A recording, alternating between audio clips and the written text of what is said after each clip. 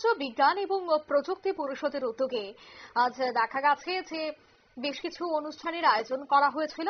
তবে 12 সেপ্টেম্বর পর্যন্ত কুমারঘাট পঞ্চায়েত রাজ প্রশিক্ষণ ইনস্টিটিউট হলে 3 দিন ব্যাপী টয়লেট ও পরিষ্কারক পণ্যের উপর দক্ষতা উন্নয়ন এবং প্রশিক্ষণ কর্মসূচির আজ উদ্বোধন হয়। অর্থাৎ 10 তারিখ থেকে 12 তারিখ পর্যন্ত কিন্তু এই অনুষ্ঠানটি, এই কর্মসূচিটি চলবে। অনুষ্ঠানে উপস্থিত ছিলেন পাবিয়াচড়া বিধানসভার বিধায়ক ভগবান দাস, ঊনকোটি জেলার সভাপতি অমলেন্দু দাস, ঊনকোটি এডিএম ও কুমারঘাট বিডিও সুদীপ ভৌমিক সহ অন্যান্য বিশিষ্ট অতিথিরা।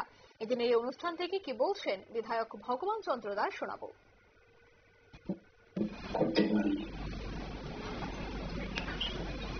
1947 সালে আমরা পরাধীনতা থেকে স্বাধীন হয়েছিলাম, আমরা পরাধীন ছিলাম, তখন আমরা স্বাধীনতা পেয়েছি। তো আমরা বুঝতেই পারি এটা পরাধীন দেশ, লড়াই সংগ্রাম যুদ্ধ বলিদান, তারপর স্বাধীনতা পাওয়া, দেশের আর্থিক অবস্থা কিভাবে থাকতে পারে আর সেই দেশকে কিভাবে এগিয়ে নিয়ে যাওয়া যেতে পারে।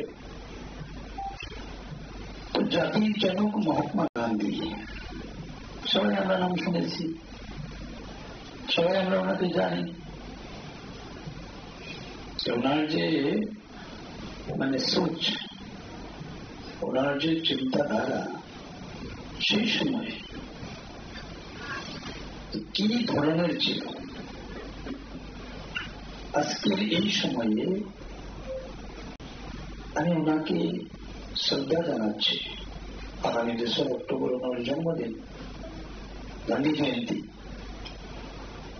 তো জাতির জনক মহাত্মা গান্ধী, ওনার মধ্যে তো স্বদেশী ভাবনা এসেছিল। এই প্রশিক্ষণ কর্মসূচি গ্রামীণ নারীদের অর্থনৈতিক স্বাধীনতা, স্বনির্ভরতা এবং একটি শক্তিশালী গ্রামীণ অর্থনীতি গড়ে তোলার দিকে বড় পদক্ষেপ বলেই তিনি বলছেন।